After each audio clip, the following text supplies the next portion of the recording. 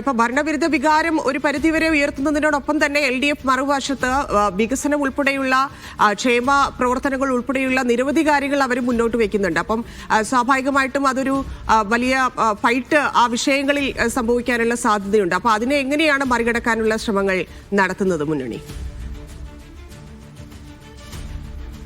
ഒരിക്കലുമില്ല. Marxist party ഇത്തവണത്തെ ഗവൺമെൻറ്റിൻ്റെ പല പ്രഖ്യാപനങ്ങളും വെറും പൊളിറ്റിക്കൽ, അതായത് എലക്ഷൻ സ്റ്റണ്ട് മാത്രമാണ് എന്നുള്ള ഫീലിംഗ് സാധാരണ ജനങ്ങൾക്ക് ഉണ്ടായിട്ടുണ്ട്. ഇപ്പം കഴിഞ്ഞ ഇലക്ഷനിലൊക്കെ കിറ്റ് കൊടുത്ത് വോട്ട് കിട്ടിയതുപോലെ ഇത്തവണ സംഭവിക്കില്ല.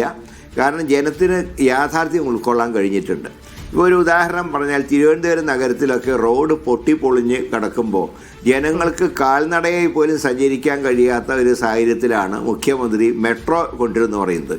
ദേശീയപാതയുടെ നിർമ്മാണം തന്നെ പൂർത്തീകരിക്കാൻ ശ്രമിക്കാത്ത സർക്കാർ ഇനി മെട്രോ കൊണ്ടുവരും. അത് ഞാൻ നിയമസഭയിൽ ഈ വിഷയം കൊണ്ടുവന്നപ്പോൾ ഒരു നെഗറ്റീവായിട്ടുള്ള സ്റ്റാൻഡ് എടുത്ത ആളാണ് മുഖ്യമന്ത്രി. ഇപ്പോൾ ഇലക്ഷൻ വന്നപ്പോഴാണ് മെട്രോ ആയിട്ട് വന്നിട്ടുള്ളത്. ഇത് ഇന്നും ജനങ്ങൾക്ക് വിശ്വസിക്കില്ല.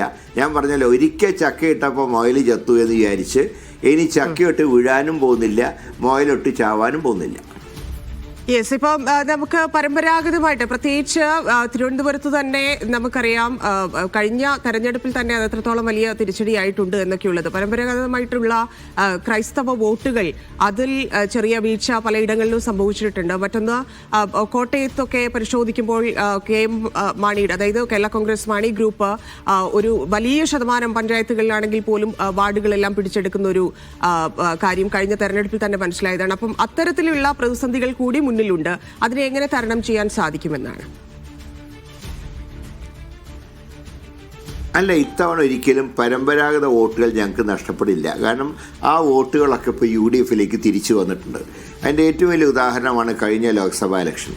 ലോക്സഭാ ഇലക്ഷനിൽ ഇപ്പോൾ തൃശ്ശൂർ മാത്രമാണ് ചെറിയൊരു വേരിയേഷൻ പരമ്പരാഗത വോട്ടിലുണ്ടായത്. എന്നാൽ മറ്റ് നിയോജകമണ്ഡലങ്ങൾ അത് ബാധിച്ചിട്ടില്ല. അതുകൊണ്ട് തന്നെ ഇത്തവണ ആ കഴിഞ്ഞ തവണ നഷ്ടപ്പെട്ട പരമ്പരാഗത വോട്ടുകൾ ഞങ്ങൾക്ക് തിരിച്ചു വരും.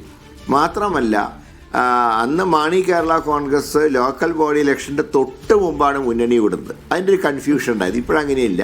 ഇപ്പോഴത്തെ UDF ഒറ്റക്കെട്ടായി ഒരുമിച്ച് തന്നെയാണ് മുന്നോട്ട് നീങ്ങുന്നത്. ഒരു മനസ്സോട് കൂടിയിട്ടാണ് മുന്നോട്ട് നീങ്ങുന്നത്. അതുകൊണ്ട് തന്നെ കഴിഞ്ഞ പഞ്ചായത്ത് ഇലക്ഷനിലൊക്കെ ഉണ്ടായ ഒരു നെഗറ്റീവ് ട്രെൻഡ് ഇത്തവണ ഉണ്ടാവില്ല. ഇത്തവണ വളരെ പോസിറ്റീവ് ട്രെൻഡാണ് മൊത്തത്തിൽ കാണാൻ കഴിയുന്നത്. യെസ്, മറ്റൊരു പ്രധാന വെല്ലുവിളി ഇപ്പം ഭരണപക്ഷത്തിൻ്റെതുപോലെ തന്നെ പ്രതിപക്ഷത്തിന്റെയും വിലയിരുത്തലാകും ഈ തെരഞ്ഞെടുപ്പ് എന്നതുകൂടി. അതായത് പ്രതിപക്ഷത്തിന്റെ പ്രവർത്തനങ്ങൾ എങ്ങനെ നടന്നു ഈ കഴിഞ്ഞ 5 വർഷം അല്ലെങ്കിൽ 10 വർഷം എന്നുള്ളത് കൂടി വിലയിരുത്തപ്പെടുന്ന തെരഞ്ഞെടുപ്പാണല്ലോ. അപ്പം ഏറ്റവും പ്രധാനമായിട്ട് UDF ജനങ്ങൾക്ക് നൽകുന്ന വാക്ക് ഇല്ലെങ്കിൽ അവർക്ക് മുന്നിൽ വെക്കുന്ന കാര്യം എന്താണ്? അതായത് നാടിൻ്റെ യഥാർത്ഥ വികസനം നടപ്പാക്കുക, അഴിമതി തുടച്ചു നീക്കുക. വരാൻ പോകുന്ന നിയമസഭാ തെരഞ്ഞെടുപ്പിൽ UDFിൻ്റെ ഗവൺമെൻറ് വരുമ്പോൾ ആ ഗവൺമെൻറ്റുമായി ചേർന്ന് പ്രവർത്തിക്കുന്ന തദ്ദേശ സ്ഥാപനങ്ങൾ ഉണ്ടാവുക. അതാണ് ഞങ്ങളുടെ ഒരു ലക്ഷ്യം എന്ന് പറയുന്നത്. ആ ലക്ഷ്യത്തിലേക്ക് ഞങ്ങൾ അതിൻ്റെ ഒരു പ്രധാനമായിട്ടും അതാണ് ഞങ്ങളുടെ അജണ്ട. ആ അജണ്ട വെച്ചിട്ട് തന്നെയാണ് ഞങ്ങൾ മുന്നോട്ട് നീങ്ങുന്നത്.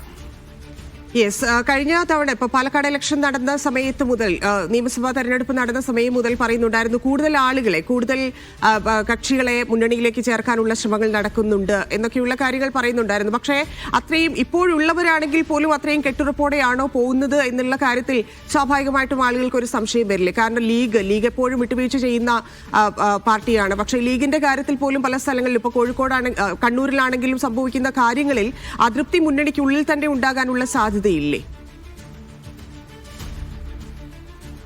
ഇല്ല, ഞാൻ പറഞ്ഞല്ലോ, പ്രാദേശികമായിട്ട് ചില സ്ഥലങ്ങളിലൊക്കെ അസംതൃപ്തി ഉണ്ടാകാം. അതൊക്കെ ഞങ്ങൾ കഴിയുന്നതും പരിഹരിക്കാൻ ശ്രമിക്കുന്നുണ്ട്. അത് ഞങ്ങൾ പരിഹരിക്കും. കാരണം കേരളത്തിലെ ഐക്യജനാധിപത്യ മുന്നണി ഒരുമിച്ച് നീങ്ങണം എന്നുള്ള കാര്യത്തിൽ ആർക്കും ഒരു തർക്കവുമില്ല. പിന്നെ എല്ലാ കക്ഷികളും വിട്ടുവീഴ്ച ചെയ്യുന്നുണ്ട്. ഇപ്പോൾ തിരുവനന്തപുരത്ത് കോൺഗ്രസും വിട്ടുവീഴ്ച ചെയ്തിട്ടുണ്ട്, കോഴിക്കോട് മുസ്ലിം ലീഗ് വിട്ടുവീഴ്ച ചെയ്യുന്നുണ്ട്. എല്ലാ കക്ഷികളും പരസ്പരം വിട്ടുവീഴ്ച ചെയ്യും. കണ്ണൂരിലുണ്ടായിരുന്ന പ്രശ്നം നമുക്ക് തീർക്കാൻ കഴിയും. അത്ര വലിയ മേജർ ഇഷ്യൂ ഉണ്ടെന്ന് ഞാൻ